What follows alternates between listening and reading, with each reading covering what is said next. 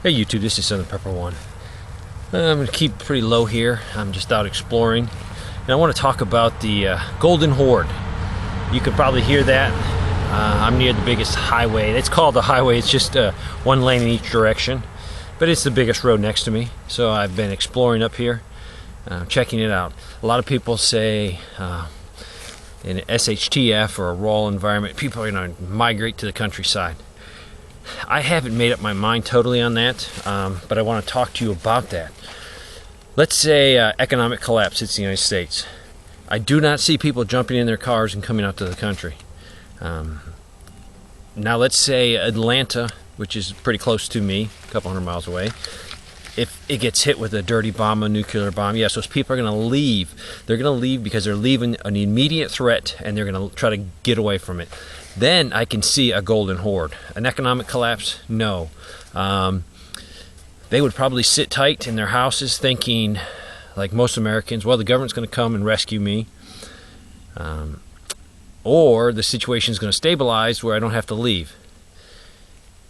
I can only see them leaving if their food is totally gone.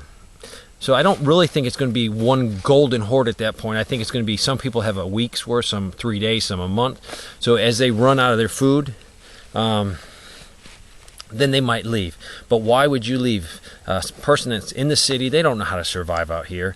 Right now it's 50 degrees. It's probably going to get down to 30 tonight. If you come to these woods without proper equipment, without skills, you're probably going to perish. Better for them, if you're from the city, to stay in the city. They know that environment. It's like dropping me into New York City.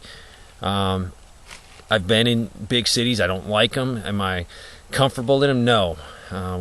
I'm more comfortable out in the woods. So that's where I'm going to stay. So the golden horde is going to jump up and leave immediately. Let's say they stay in their houses and try to weather the storm. They'll probably be using up fuel. So when they do realize, hey, we have to bug out, how much fuel will they have? So maybe they won't even be able to get to the countryside. But let's picture this. Let's picture my location in Atlanta. If a golden horde leaves Atlanta and comes north towards me, they got to go through all these little towns. Do you think these little towns are going to let them just go through, strip their resources? I don't think so.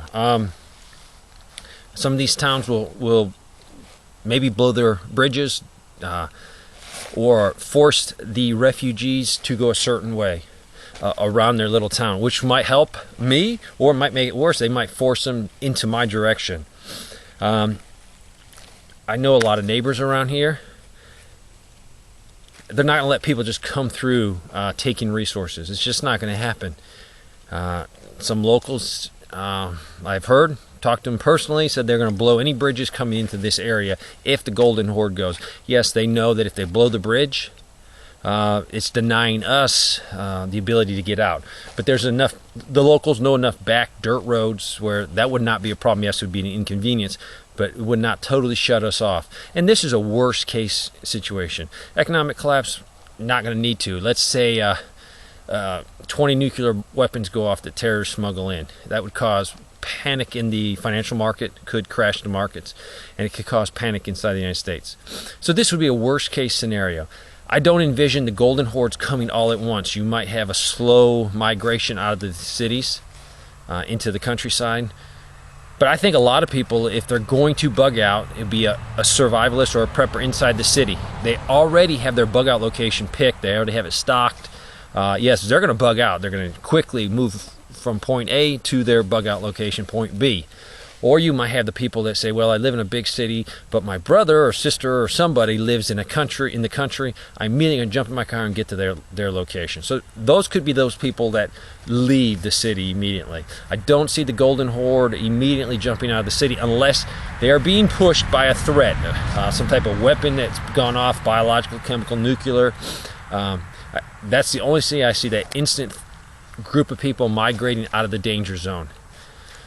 Let's take it one step farther. There's people that live up north. If we do have a terrible situation, it is harder to live up north because you have more that you have to protect yourself from the harsher winters. Now granted, the harsher winters will be less people there, so people that know how to live there might have less worries because there'll be less people. it's going to take a community in this area coming together, and if we get the Golden Horde, onesies and twosies, there's no match for it, but a localized effort in a community to keep people from coming through. Or they might say, you know what, come through, but keep going. Don't stop in this area, please. My friend has made some awesome signs. He's made them out of the same plastic the political signs are made out of, and he has them. They look pretty professional. Food, water with arrows. You know, you can say 4 miles, food and water with an arrow. Sort of pretty professional, pretty official, and that might be a way to get people to get out of your area by giving them a false hope. Yes, it's nasty, it's mean, but it will hopefully save your family and your community from the Golden Horde. What do you guys think about the Golden Horde? Is it going to be a mass exodus? Is it going to be a slow trickle? I would love to hear from you. Thanks for watching.